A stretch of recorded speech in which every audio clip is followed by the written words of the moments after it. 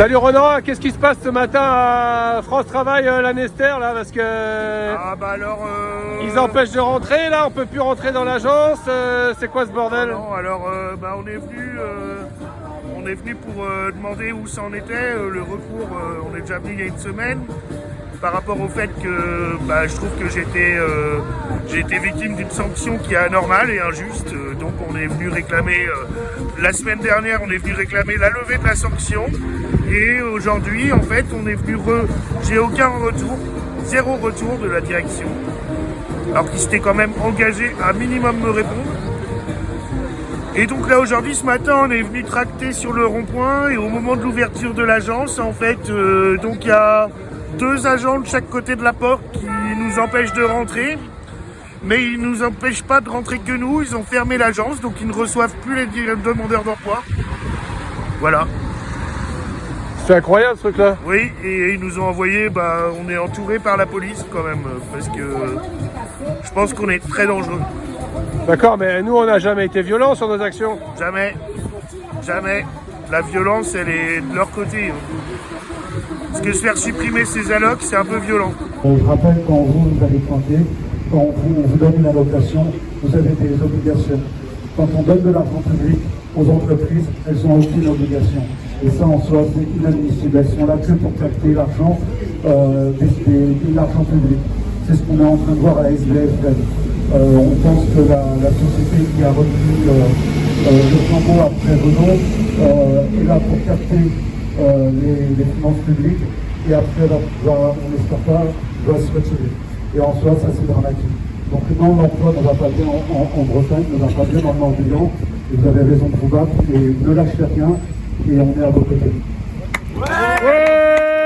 Point d'éclaircissement sur ces allocations, et c'est bien plus tard, après de nombreux passages en agence, que nous avons appris que ce procédé coercitif était mis en application.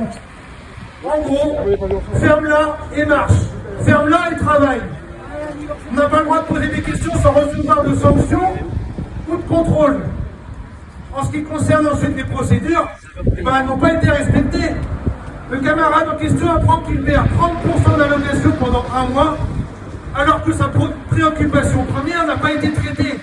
Le camarade apprend qu'il reçoit une sanction comme si un contrôle de recherche d'emploi avait été jugé pour insuffisance de recherche active, soi-disant.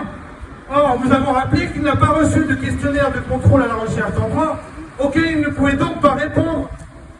Le camarade a effectué de nombreux recours dans les délais impartis, qui sont tous restés lettres mortes.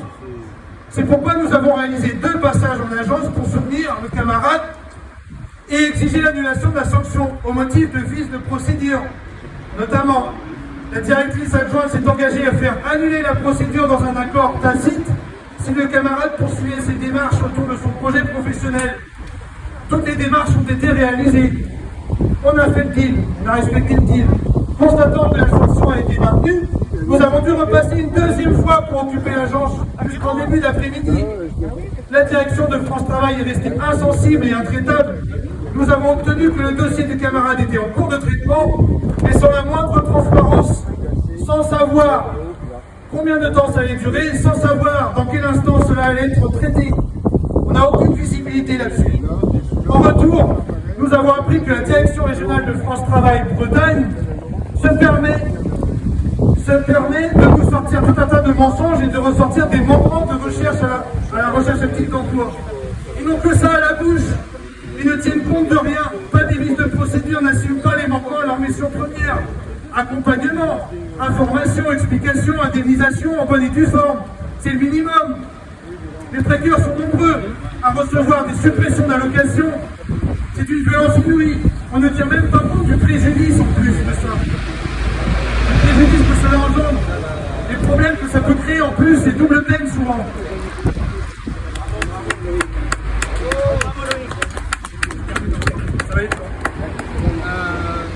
Donc du coup à l'heure actuelle, là il y a blocage et on va déposer un recours avec des nouveaux éléments qui va être rajouté dans le dossier personnel.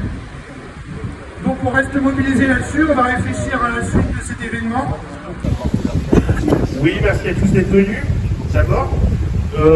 Moi je ne vais pas répéter toute ma situation, mais quand même, quand on parle d'obligation, ce qui m'a amené à revenir à France Travail. travail, c'est quand même, on n'a pas pu me reprendre dans un emploi précaire où je ne faisais plus l'affaire, mais j'ai quand même eu 52 contrats pour cette même, on peut appeler ça une entreprise, ça s'appelle l'État. Voilà. Parce que l'État, bah, lui, il a le droit de faire 52 contrats de rang, alors que même une entreprise, elle serait condamnée pour ça.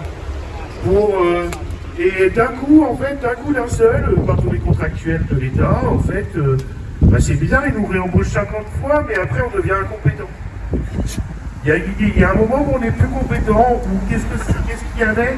Donc je n'avais pas l'attitude. C'était ça, une question d'attitude, mais mon travail était bien fait. Donc j'avais toujours pas compris ce que ça voulait dire, mais voilà.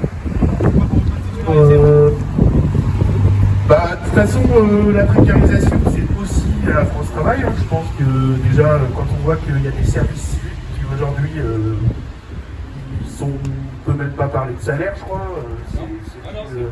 Non, c'est de l'argent, je crois, une indemnité. Pour donc du coup recevoir des gens, oui, ça laisse présager de beaucoup de choses. Maintenant, je pense que de toute façon, la loi plein emploi, il va falloir revenir souvent parce que là, par exemple, moi, ce que je voulais dire, c'était que c'était 300 € sur un mois. Mais sur mon contrat d'engagement, ce qui est marqué, c'est qu'au premier manquement, je prends 4 mois de suspension directe des allocs avec 0 par mois. Et donc, il y aura beaucoup de gens dans mon cas qui vont signer ce contrat d'engagement et qui, dès qu'ils vont demander le moindre compte, vont se faire sanctionner, se retrouveront sans allocation. Et là, bah, je sais pas comment ils vont faire pour vivre.